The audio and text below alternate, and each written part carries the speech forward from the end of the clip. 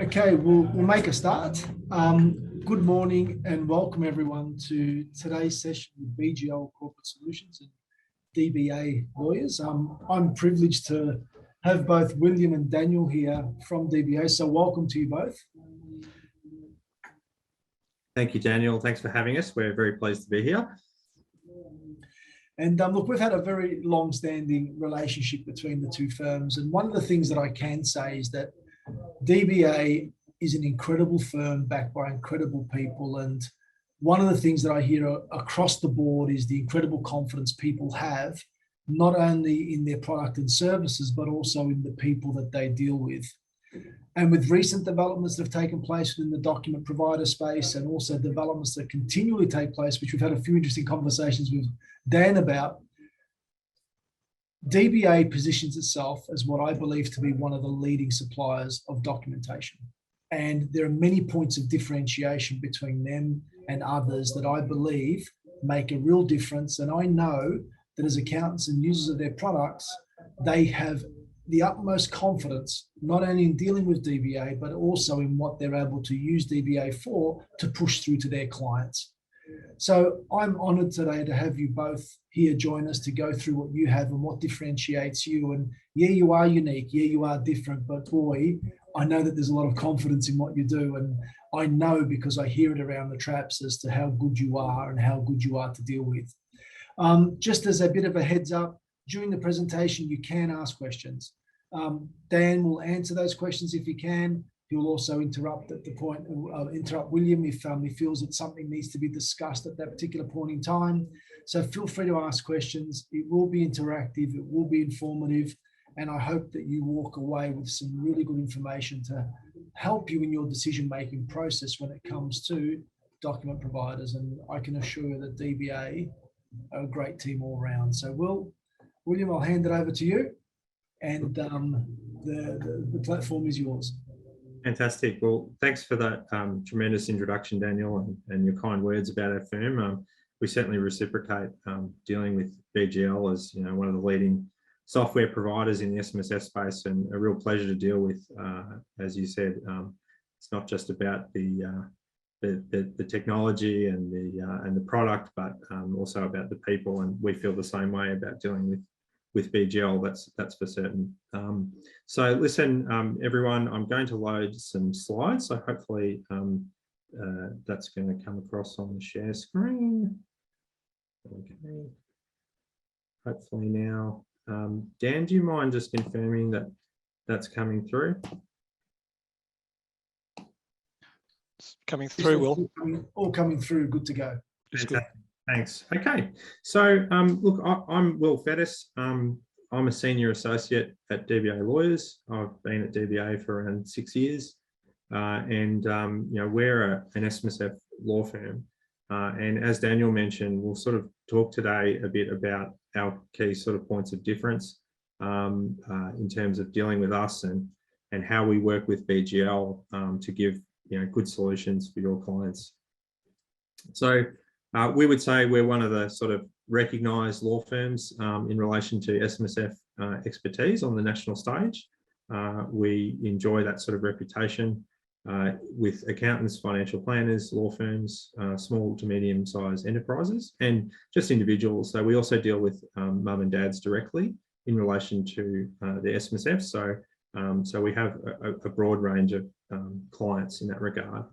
We do sort of pride ourselves on sort of innovation and being progressive as a law firm. So we do a lot in terms of looking at using technology, but it's sort of with a difference. It's not just technology, but also sort of more of a tailored legal experience as a boutique law firm. So that's sort of the kind of service you get when you come to us. This sort of slide here just points you to our general website, which is just DBA at dbalawyers.com.au, and I've just sort of put in a table sort of some of the things that we work on, and trying to summarize all the sort of services and documents we offer on one slide's basically impossible because we do so much, not only in relation to different types of SMSF documents, you name it, we've got a document to cover a situation involving SMSF, but we also do work with company establishments and dealing with company constitutions, shareholders, directors, different types of trusts, and dealing with succession arrangements for trusts. We do a lot of succession planning advice, ATO disputes, tax advice, a lot of stuff in relation to SMSFs and property. We've got a burgeoning practice in relation to SMSFs and family law splitting, which is a very interesting area and certainly a passion of Dan and myself in that area. And we also do a lot of training work. So we do professional development training and seminars for firms. We do in-house training that's tailored to what a firm might want. And one of the other interesting aspects about working at DBA is we have a fairly prolific output in relation to sort of writing articles and things. And at the moment, one of our passion projects is our podcast, the DBA Lawyers Podcast. So you can check that out if you're wanting to do a home workout or something. You put that on the background and learn all about topical issues for SMSF. So that's just sort of a snapshot of some of the things that and the services we offer.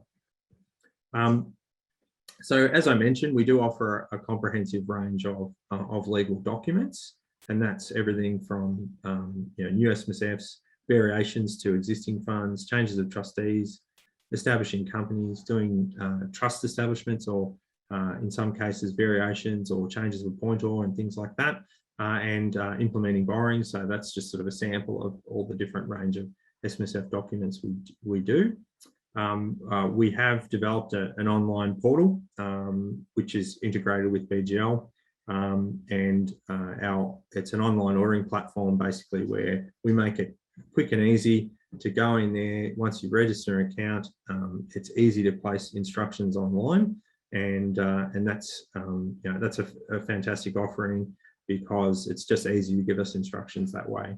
Once you place an order with us, we have a lawyer work on it, and then the documents are dispatched out to you. It's all fixed fee, as you would expect. And I've given you a link there to our universal pricing list, which sort of pretty much covers everything. But you'll see on our website, you can drill down it on to each of the specific types of products and services we offer. And we've tried to make our website as comprehensive as possible in that regard.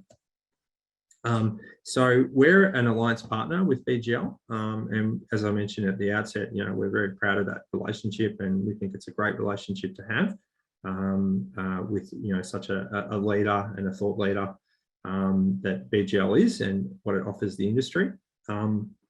We have that document integration, and one of the ways that we have that existing integration is with Simple Fund 360, for example. And so if you go onto our online ordering platform, which I mentioned on the previous slide, you don't have to rekey data entry you might have already done on BGL's platform. So it's a fantastic efficiency that we've been able to offer because BGL's got this UB API functionality that they've developed, which we're able to interface with to save clients from having to rekey data all the time. They can have the data on BGL, and then when they go to set up a new fund or do an SMSF deed update, then that fund data can be imported into our system to sort of produce the documents. So we think that's a fantastic efficiency, and we're looking to improve the ways that integration works and extend that into other areas. So one of the ways we're going to be looking at that is in relation to companies and trusts, for example, and we think there's some fantastic opportunities for us there. So watch this space in relation to further integration. As Daniel mentioned, we are sort of a law firm, and we have a point of difference, I think, from many other document suppliers. So in some of these slides moving forward from here, I just want to unpack a little bit for everyone who's attending how that matters and what it might mean for advisors and other clients who are looking to make a decision about having a preferred document supplier. So we'll cover off lawyer review, we'll cover off our off-the-cuff services, we'll cover off some of the general advantages of dealing with a law firm, and just sort of our approach to having quality documents, and our approach to technical super law advice and related tax expertise. And these points we think are important and should be considered when you're evaluating who to have your document supply with. So lawyer review, why is this important? Well, the key point with this is, one of our advantages is that all the documents that are ordered through us come with a lawyer reviewing the instructions based on what's there and preparing the legal documents that are appropriate to those instructions. So that's quite an important point because, even though we have sort of technology is at the heart of what we do, it's not like a sausage factory approach. We definitely consider the instructions carefully, and it's not the case that we would just accept blindly what instructions have been placed. So there's this notorious problem known in sort of computer science as garbage in, garbage out, which is just to say that, you can't just, if you don't validate the input, if you don't have some review of what is inputted, you're not necessarily going to guarantee that the output is going to be correct. And I think that's a genuine problem that plagues some of the online providers out there, where there's no review process by a lawyer involved. So one of our points that we do when we have our lawyer review it is that we would proactively query and confirm instructions, particularly if there's potential issues or definite issues. And it might be the case that the instructions need to be revised to actually achieve the intended outcome. And that actually happens quite a lot in terms of, you might get an order and it's not quite right. It doesn't satisfy the trustee member rules, or it has some problem with it and needs some query and discussion to resolve that before you issue, what would be otherwise be defective documents, for example. So that's a key point for us. And notwithstanding all that, we still generally have same day turnaround on most of our orders that are placed. So you're getting a quality service without sacrificing the efficiency and turnaround time. So here's a couple of examples of that. I mentioned it's sort of a tailored approach. There's lawyer review. Well, you might get a deed update order, and if you look at the prior deed, there's all sorts of things that you can find in deeds, particularly older deeds.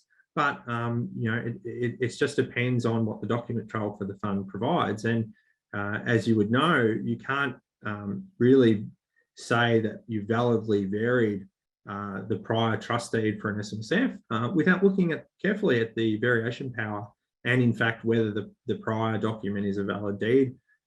So that requires care, skill, and attention.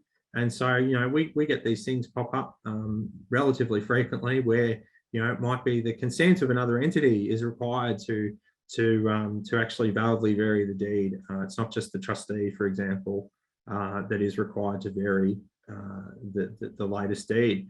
And so, if you go with a sort of a sausage factory approach, you're going to miss those subtleties, and it's probably not going to be a valid variation. And just the other day, we had Zach, one of our lawyers who works on the documents at our firm, had an issue with a principal employer entity consents being required for the variation, and that entity had been deregistered. And so there's a whole exercise you have to go through to deal with that kind of issue, including consideration of reinstating the principal employer, or understanding the risks if you proceed without going down that path. And so these are really complex issues that come up and can't just be papered over, because if there's a dispute or there's any challenge to the trustees' decision making or exercises of discretion, it's going to be a challenge that's to the document trail in many cases, and so it won't stack up if you just ignore those issues. So we proactively grapple with that as part of our service, and if we need to sort of engage with the client on that, we always do. So I think that's really important. Speaking of document trails, we offer not just sort of an update, once-off update, but we can also do sort of review of an SMSF's document trail to look at if there is remedial work that's required. And sometimes you might get like the tick of health to say everything's okay, but often with funds that have been around for a while, with a number of deeds in the chain, then you will find issues. And often it's the case that spending some time to investigate that and put some remedial documents in place can save you a lot of heartache and expense than waiting down the line to when things go pear-shaped and there's a dispute. So we encourage that service, that people think about the integrity of the fund's entire document trail, not just focus on one deed, because that's not a sound legal approach.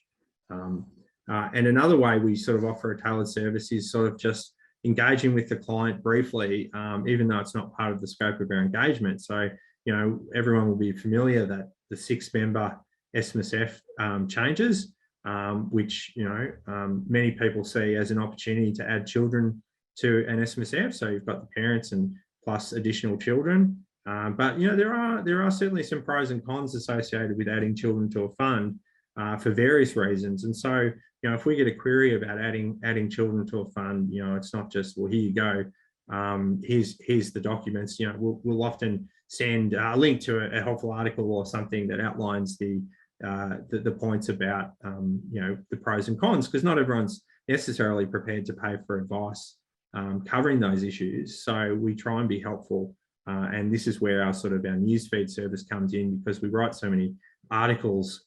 We do have a lot of resources that are sort of free, helpful resources for clients to consider these kind of issues, which gives them a jumping off point for discussing the points with their clients without necessarily having to get an engagement to get an advice on it. And we think that's a very helpful service. And I know clients thank us often by, they've had a look at the article and they've been, it's been brought to their attention that there are issues that they might not have considered about some of the cons, for example, family law risk associated with admitting children to an SMSF.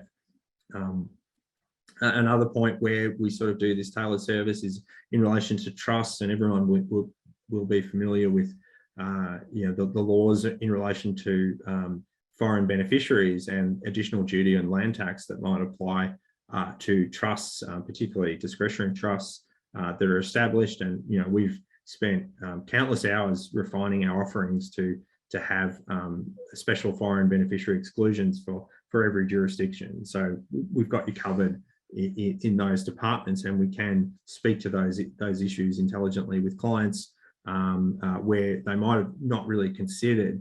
They just want a deed quickly, but they haven't considered, that there could be adverse implications if that trust is going to purchase dutiable property, for example, real estate.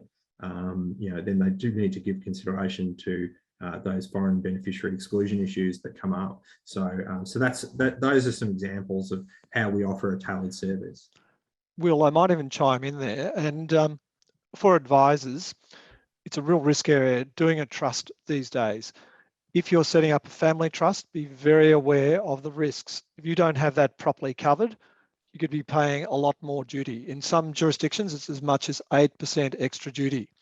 It's very technical, very complex law, so be very careful about setting up trusts for clients, particularly where you're doing the work. If you're doing the work, if you're not familiar with the jurisdiction, be very careful because of the risks. Yeah, it's something where we still see sometimes a bit of naivety or a simple approach. Oh, it's just easy, I just need the trust deed. But you do need to give thought to those issues. So we try and flag them where we're given instructions. So I've just put a quote up here, which is sort of putting the point. This is from Charles Babbage, who's one of the famous people who was involved with modern computing. He was a computer scientist and a philosopher, and he says here, I've been asked on 2 occasions, pray Mr. Babbage, if you put into the machine the wrong figures, will the right answers come out? And he's just absolutely sort of flabbergasted that that's a confusion of ideas if you could think that would be the case. So I think that's an interesting point. I sort of bit tongue in cheek, but I thought it's worth making the point that automated systems are fantastic, and they'll give you the requested documents, but they won't carefully consider the appropriateness of the instructions or whether the concept or structure actually works.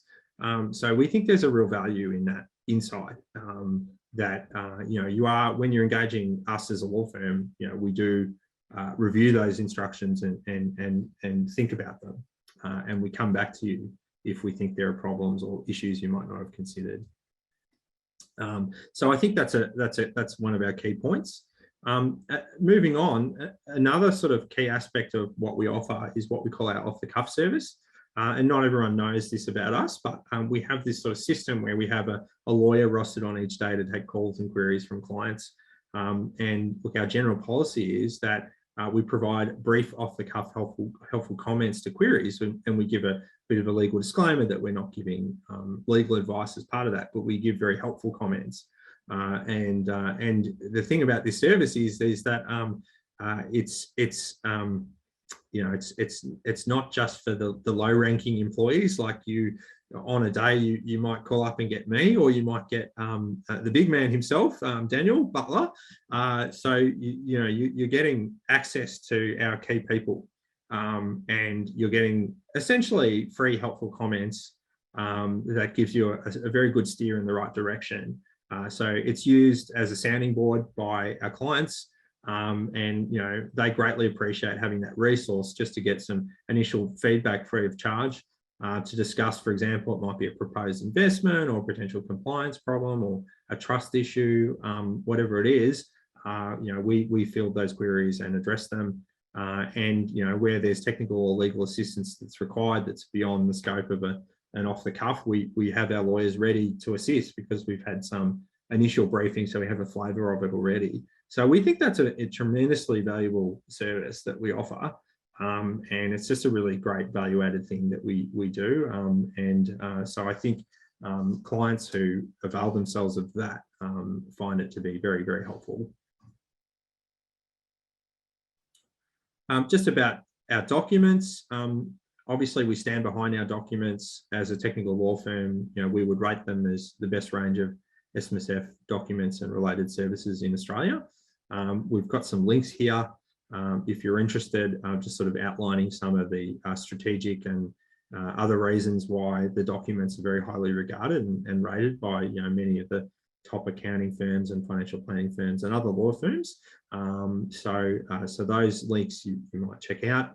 And look, just to make the point, we do just invest a lot of time in our document precedents to make sure that they're the highest technical standards are applied to them based on the latest law, cases, ATO publications, and just industry practice that's evolving all the time. And it's a very dynamic industry, as you'll all be aware. So you can never sort of rest on your laurels. You have to be attentive to everything that's going on. And we do invest the time to do that. For example, there's a huge process we go through to recut our SMSF deed every year.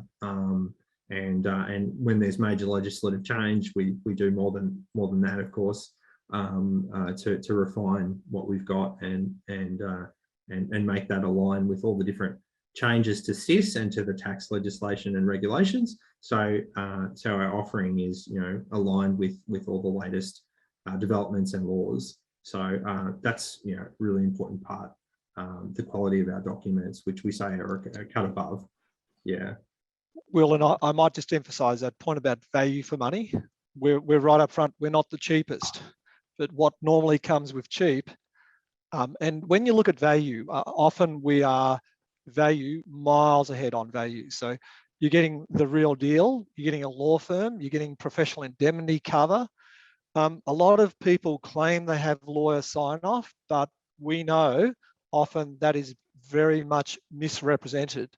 A number of these websites where you go to, if you read their detailed terms and conditions, the first thing they do is say, we only provide information.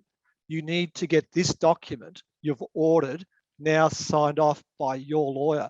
Now, what value is that when you're taking a document from a website that they claim to have lawyer input on, and then they throw you to the wind and put you under the bus and say, you get your own lawyer to sign off? It's not at all a very efficient process. And it's really quite misleading to represent that it is signed off by a lawyer when they then throw you under the bus. Yeah, that's a good point. we do the sign off if you engage us. Otherwise, who's doing the sign off in many cases, which I'll sort of touch on a slide coming up as well.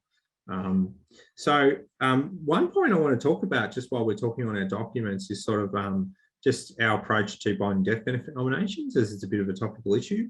So, one of our value adds, so in terms of value for money, this is sort of part of that, is that our SMSF documents, whether it's a new fund or a deed update, include a free template binding death benefit nomination for every member, if that is something that the members want to complete. And it's a template that's designed to be pretty flexible. It can achieve some of the most popular types of wishes that people might have, including sort of cascading type wishes where, if the tier 1 nominated dependent was to predecease the member, then you can go down to a second tier of nomination. We think that's a great offering. We also have this approach to reversionary pensions, which we're very proud of, which allows for the B2BN to cut across multiple pensions if they're account-based pensions that the member might be receiving at the time of their death, and essentially make them reversionary. And that depends on provisions in our SMSF deed, working hand in hand with the nomination template.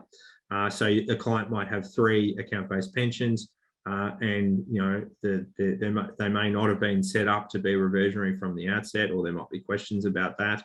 Or in some cases, they might be reversionary to a different person. Someone's repartnered, for example. So you can then just complete the nomination, set it to be reversionary by ticking a box in the template, and that's going to give you reversionary status on the 3 pensions based on the terms of the deed and the nomination. And we think that's a fantastic value-added thing that comes with our SMSF documents. In relation to using BDBNs, we always want to take a step back with clients about this and say, well, it's not just about BDBNs, it's about succession planning, like who's in control of the fund. We see with cases like Worcester and Morris that you can't just put a BDBN in and think everything will work out. You do need to plan for who's in control of the trustee of the super fund, and how the trustee can be appointed and removed in the trust deed. Those considerations are very key, and we do a lot of work around succession planning to make sure that any BDBN strategy is backed by an appropriate succession planning strategy. That's really important. But where we do have clients who want to lock in a binding direction, we do favour the BDBN over sort of other alternative, sort of less well-travelled approaches.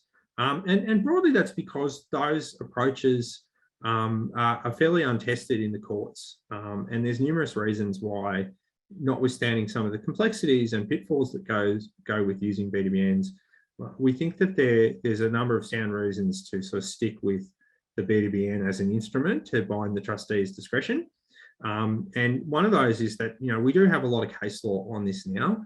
It's been evolving for many years, and yes, BDBNs are still, if you look at the span of history, they're comparatively a recent development, but there is now, numerous cases supporting how BDBNs can be validly made. And we've got an article there, The Legal Minefield of BDBNs, which just covers some of that case law territory, which is a great article if you're looking for a very good summary of what the case law says about binding death benefit nominations. Moreover, we have now a sort of settled legal position that BDBNs in respect of SMSF benefits can last indefinitely. So you can have a non-lapsing BDBN if your deed provides for that. And I'll just point you to the case of Hill and Zuda, which is a relatively recent case, which basically confirmed the position that an intermediate appellate court that takes a position on federal legislation such as SIS, that's essentially binding on other courts as unless there's a clear mistake in relation to that reasoning. So the court basically confirmed the position that it's basically law for all jurisdictions that SMSF BDBNs can be indefinite and non-lapsing. So we think that's an approach that should give some comfort. It's not to be taken lightly. There are ways that B2BNs can go wrong, but we think that that's still a better approach than a fairly novel area where you've got things like SMSF wills or other death benefit rules and things in the deed that are a bit exotic and don't have the same history of case law and guidance that we get from the courts about how these things are intended to operate and whether they're effective. You know, you can do certain things in a deed. You have flexibility to hardwire in things, but it's a very complex exercise to get that right. You know, if we get an assignment from a client to do something like that, it's going to be costly to do it properly. And you know, as I said, there is some novelty with it. So I think, you know, just maybe pause if you are thinking that that's always the way to go, because it's a B2BN is a bit more of a simple and elegant approach, provided you have regard to you know, the case law that's out there. As you know, we as a law firm, we also recommend that, you know, any B2BN is sort of settled by an experienced SMSF lawyer, along with the SMSF's succession planning aspects being reviewed as well, to make sure that the B2BN is adequately supported, so that it's not based on a shaky foundation. So I think that's really key. Dan, did you want to comment on any part of that? Yeah, certainly. And Andrew has asked a question, very good question. Why is a BDBN better than an SMSF will? So William's just been going over some of the parts, but look, we really do stress that a BDBN has been around now for about 22 years, and we've had a lot of case law. And yes, some people will actually criticize a BDBN because there's been all these legal stashes, all these legal cases. But that for lawyers is music to our ears. We now have so much guidance. We know what we can do. We know what we cannot do. But you asked me what an SMSF will is, and frankly, I've got more than 35 years legal experience, and I'm recognized as one of the best in the country, and I've done a lot of estate planning, and we do estate planning with the top legal firms around Australia. And I cannot answer your question. I cannot answer your question what an SMSF will is. I can say it's a marketing spin, and as a law firm, we are very worried about some of the practices that are developing. And again, it's putting in front of advisors a lot of complexity, over complexity. And some deeds, the design is they give the first priority to the SMSF will. They then give the second priority to the pension documents. They then give the third priority to the BDBN. Now, we think that is, quite difficult. As William said, we have no case law on an SMSF will. I have yet to find an SMSF will has passed the scrutiny of any of our lawyers. So we just rip them apart. So we have had people pay good money, thousands and thousands of dollars, and they come to us and we look at it and we say, look, that SMSF will is hokey pokey. It does not work. There are so many grounds of challenge.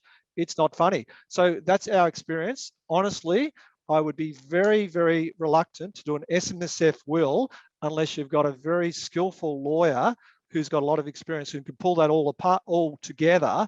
And then I dare say that lawyer would say, I'm not going to guarantee this would work. They'd take all the money, but they wouldn't guarantee that that would work. And this is a trouble in today's market. It's a very unsophisticated market. It's not regulated.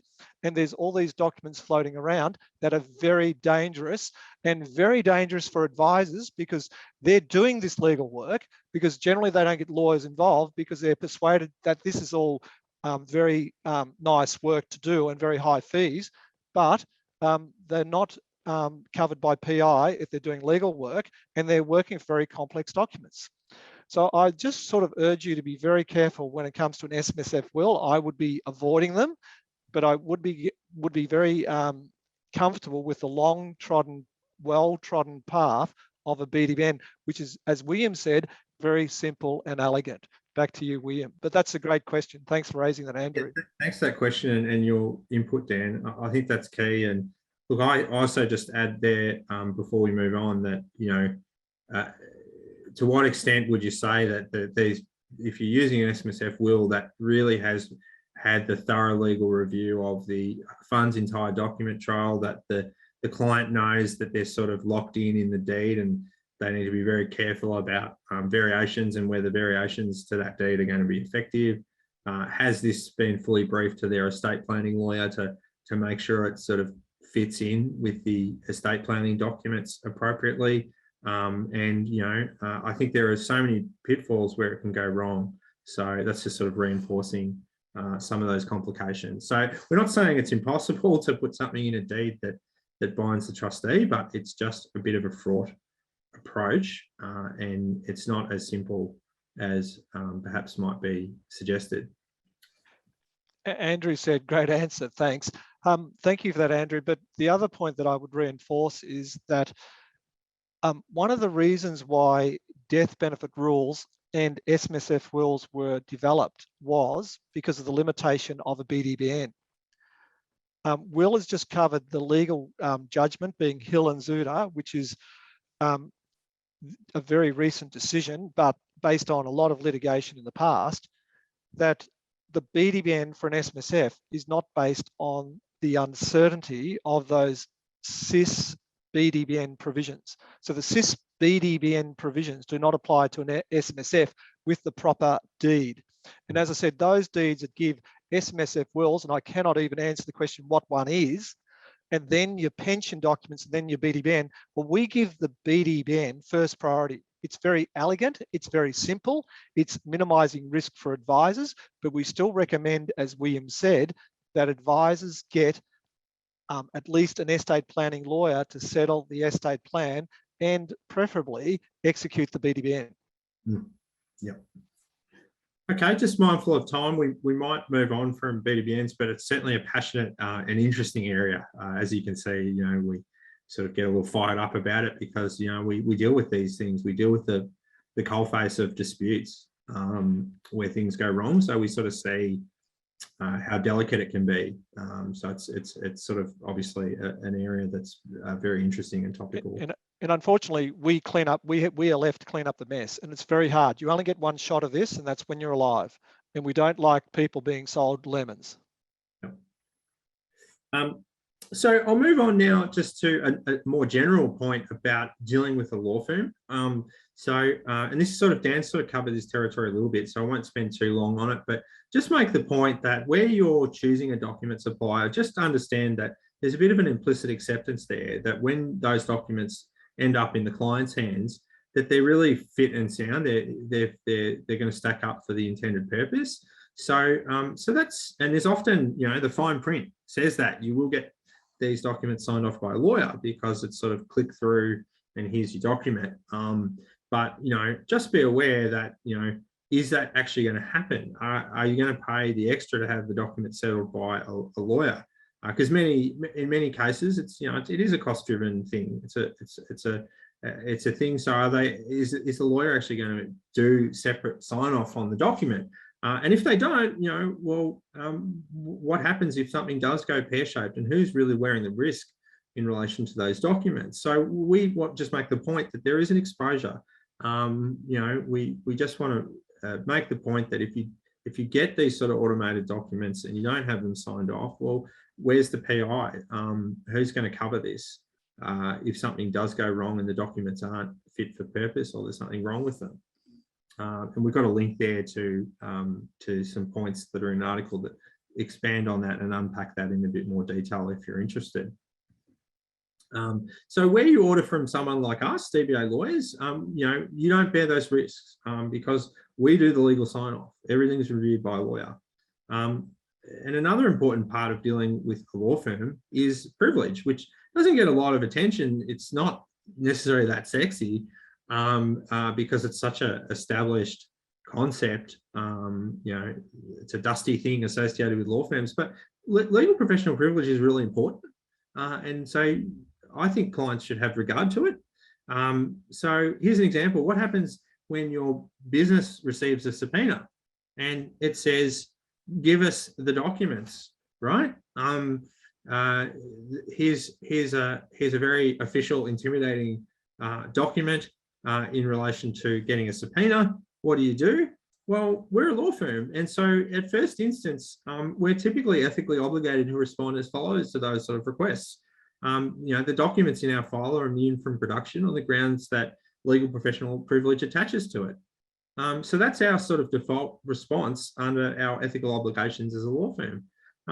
How is a non-qualified document supplier going to respond to that kind of request? Well, they're going to fold over and provide the documents, because that relationship of the engagement that you have with that kind of provider is not going to be covered by LPP.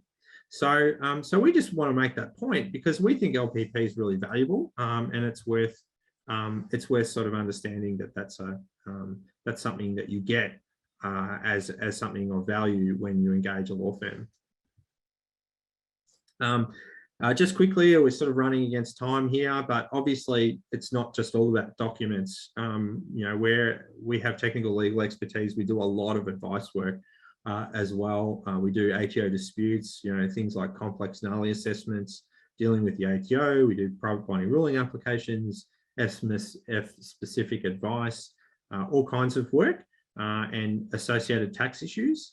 We also do a lot of work in relation to trusts, small to medium enterprises, and just high net wealth individuals as well. Mum and dad clients, the whole scale of work is there, and we just sort of work with clients based on what the scope is to set the fees, usually based on what we would believe our time commitment would be. But often it's not just a letter of advice. We do have clients who come to us and it's a bit preliminary, and they would like some feedback and steering in the right direction that can't really be covered off in the off the cuff service I mentioned. So we do give preliminary oral feedback. We're doing a lot of Zoom conferences and stuff to go through that stuff. So we do take engagements on that basis, and we think it's a very valuable service where you just need some initial feasibility.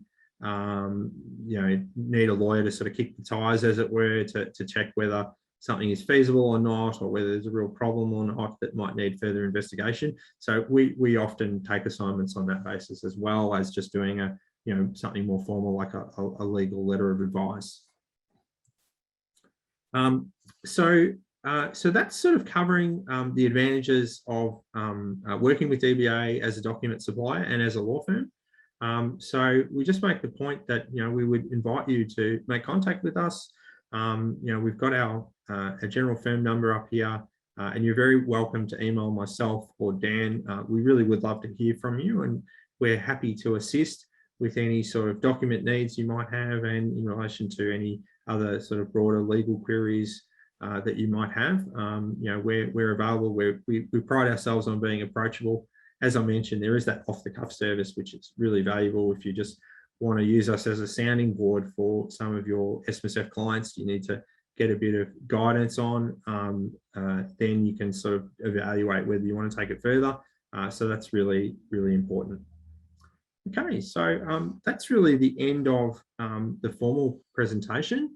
I don't know if there's been further questions that we've held to the end, Dan. Is there any questions that we want to address at this point? There's no questions at the moment, but we do encourage questions. We're here. Look, our firm is about service. We really pride ourselves on excellent service, and we really, do our best to help our clients. Fantastic. Well, if there's no further questions, we just say thank you for hosting us today, Daniel. As I mentioned at the outset, we love working with BGL, and we're very happy to have this opportunity to speak to your audiences, and we enjoy that relationship immensely. Yeah, look, I was just going to ask you guys something. Insofar as like client engagement and service levels, right? What sort of turnaround times do you have in getting back to clients and being able to engage with them? Well, time. Dan, you might want to answer it, but I'll just say. You go, Will. Preliminary. Look, we pride it. Like, time is everything in our business. Everyone's busy, and they need a response quickly, and our lawyers need to get a response off quickly. So we have a very quick turnaround, we would say. Obviously, I mentioned earlier on in the slide package that it's same day turnaround on documents. With more complex matters, obviously that can be an ongoing engagement, but if it's a conference, usually we do it in within sort of 4 to 5 business days for conference advice or a formal letter of advice, depending on the complexity and the number of documents that need to be considered. More tailored documents that we do, 1 to 2 business days as well. So we really pride ourselves on having a strong service standard in terms of being able to turn things around quickly.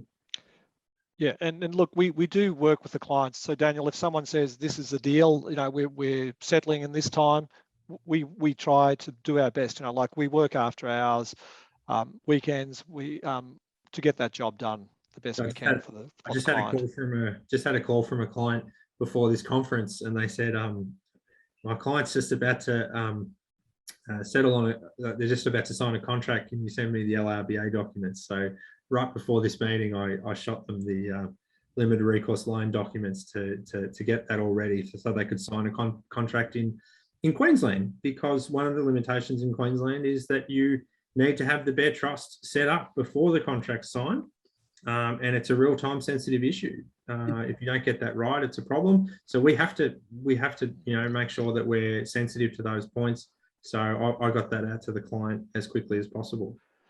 One of the questions that's come through is, do you provide hard copies of your documentation? And it always comes up on every single one that we do with any document provider, because I think people like to see things bound and put in nice order and everything else. We do, and we believe it's a very well presented document suite, and it's packaged up very nice with binders and dividers. The cost is $100, so it is extra. Most of our clients now are going through the virtual method rather than the paper method, but it has actually, our paper delivery has been a lot stronger through the COVID period. Can I ask you a quick question, Dan? And I know we've talked about this a little bit, but you just be able to give people a little bit of an insight, as not too long, because I know we can talk about this forever around digital signatures, because I know that it's something that always comes up. And should they, shouldn't they? In what cases can they with confidence? In what cases shouldn't they? Just a little bit of you, because when we spoke about this, I just love what you have to say. Yeah, look, as a law firm, as Will said, we see ourselves as very progressive, and we want to be progressive with our clients. However, we also want to protect our clients, and the main clients we have are advisors. And at this stage, we have put out a lot of literature on digital signatures and electronic execution. Go to our website and in our newsfeed, and if you're not on our newsfeed already, just go to our website and enlist yourself. There's a free newsfeed, as Will said, there's a free podcast. Feel free to come to our training, because we do regular training. But our electronic execution, we're doing our best to work through the government. The federal government's just introduced legislation to make electronic execution permanent. Victoria's made electronic execution permanent for deeds. We are focusing on deeds here. Like normal contracts, that's a different kettle of fish, but we're talking about deeds. With deeds, we are still not at that level of comfort, even with the federal government's proposed changes. And our research shows that the big firms, Kingwood Mallisons, Clayton Utes, and the firms like that are still very reluctant to encourage their clients. We're studying it, and once we get, and one of the biggest problems is this: you do a deed today, and you've got a party interstate, and even if you don't have a party interstate, that deed could be litigated interstate. And we've had all this myriad bits of COVID, and this COVID relief will cover you from this period to that period, and then it's expired. So we would really, I know this is difficult, but we would encourage our clients with deeds to get it the old traditional method. And I know you'll point to the finger and say, oh, that's a law firm, they're back in time. But this is, the safe process, because even for us to advise a client in doing it properly, there's all these qualifications to it. And we just think it's too complex. And we have seen other major suppliers say it's been fine over those electronic execution methods, when in fact it was not. So it would only have been fine under the COVID relief if you had audio visual on as a parallel to a process like DocuSign. So there's a lot of deeds out there we're coming across that haven't been validly executed when people think they have, and these things only come out at the end when there's a big fight. And where there's litigation over a death benefit, where there's an ATO dispute or a divorce or separation, or with these child funds that Will said, where children are introduced and there's a bit of a bust up. And one of the things about admitting a member to the fund, well, there's one really tragic case, which is Triway. And in Triway, the son who was an individual trustee ended up, he was on drugs, and he blew his parents' entire inheritance by shooting it up his arm. So this is a son who's an individual trustee introduced to the fund. He blew his parents' inheritance. He blew everything in the fund.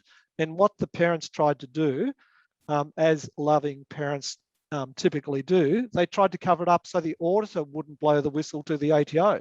Eventually, it came out in the washing. The auditor did the ACR and they got reprimanded. Yeah. It's such a big can of worms, isn't it? It is. So look, electronic execution, we're doing our best to come out with a very clear statement on when it's going to be okay. We'd like a national approach. We'd like every state to come in line, but we're far from that at the moment to give that confidence to advisor clients. Yeah, I think one of the challenges is, prior to electronic execution, like omnibus legislation and some of the other reforms that are coming through, there was, it was possible to devise a universal execution clause that would satisfy all the states and territories requirements, because, there's different laws around, witnessing in Victoria is not required, but it is in New South Wales and other jurisdictions, so forth. And, you need to say signed, sealed and delivered, for example, in some jurisdictions, but not all. So, those sort of things, you could design a one size fits all. Not really possible to do that under the patchwork quilt that we have for electronic execution. Some of them need to be addended with a specific line of how you execute it. So it's just very hard to advise a client where we don't know exactly where the document might be executed and the jurisdictions that are involved. So we just think it's a bit fraught with risk. Not to say it's impossible, and we would hope for a national approach, but until that time, it is a bit of a qualified answer, which is the sort of, it depends, probably not the safest method to go with at this point in time. But again, there's plenty of resources on our newsfeed, and just search for the most recent 5 or 6 news feeds. There's an article which is linked to all of our prior articles, and it's got a very good article on how to execute a deed. As Will said, like in Victoria, technically you do not need a witness, but we strongly recommend you get 2 witnesses. Fantastic. I think that might be a future topic, Dan, as a webinar that we put out tonight. So we'll have a chat about that. But look, on behalf of BGL Corporate Solutions, thank you to you both, William and Dan. I really appreciate your time. I'm sure that people would have definitely seen the value that you bring, the assurance that you bring, and the confidence that you bring to the clients and those that are looking to use you.